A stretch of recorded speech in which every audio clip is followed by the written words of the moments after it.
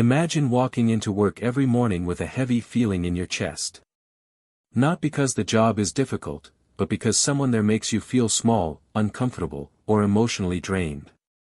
Workplace harassment is something many people silently experience, yet very few talk about openly.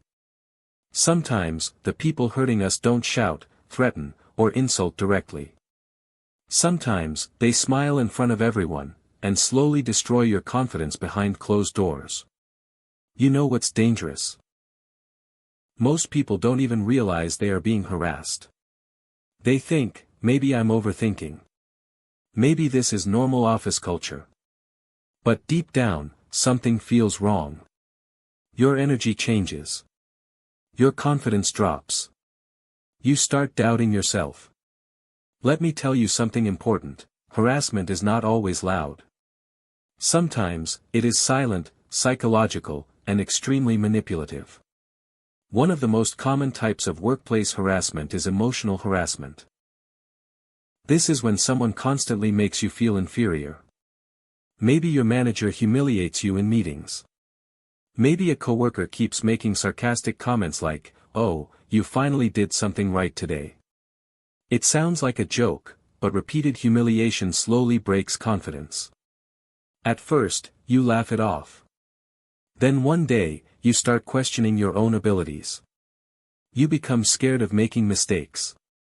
And suddenly, the workplace becomes mentally exhausting. Then there is verbal harassment. Some people raise their voice, insult others, use disrespectful language, or constantly criticize without reason. But here's the psychology behind it: toxic people often attack others to feel powerful themselves. They target kind, hardworking, and quiet people because they assume these people won't react. If someone constantly disrespects you, remember this: silence should never mean acceptance. Another type people ignore is manipulation and workplace politics. This one is extremely common. Someone spreads rumors about you. Someone takes credit for your hard work. Someone purposely excludes you from meetings or important information so you fail. They smile in front of you but quietly damage your reputation. This type of harassment is dangerous because it affects your mental health without obvious proof. You start feeling isolated. You overthink everything. You wonder, why is everyone behaving differently with me?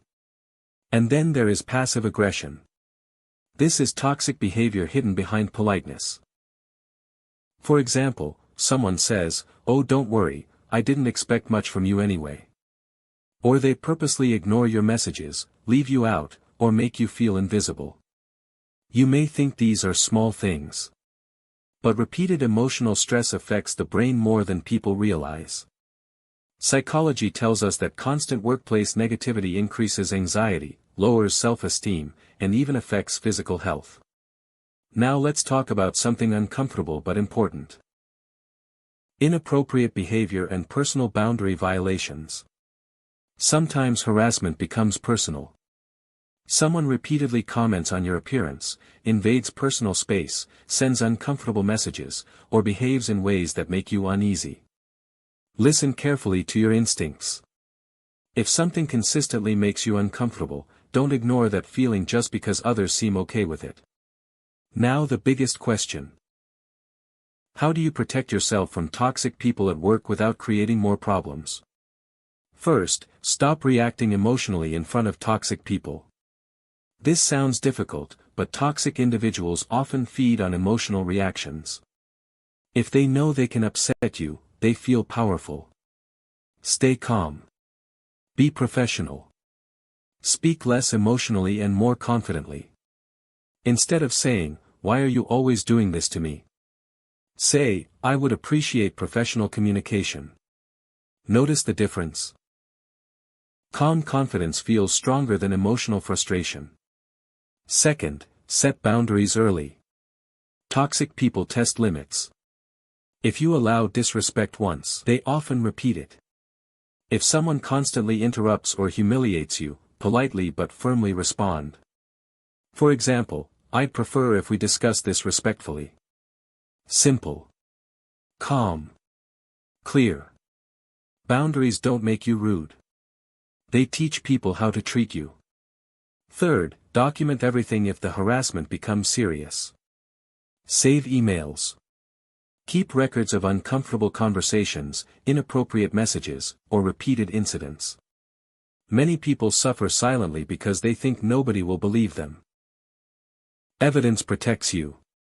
Fourth, don't isolate yourself.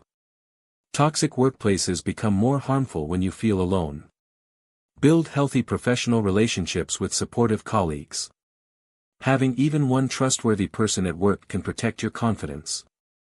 Psychologically, support systems reduce emotional stress and prevent burnout. Fifth, stop taking toxic behavior personally. This may surprise you, but workplace bullies often behave this way because of their own insecurity, jealousy, or need for control. Sometimes your confidence, intelligence, kindness, or work ethic silently threatens them. Healthy people inspire others. Toxic people compete with everyone.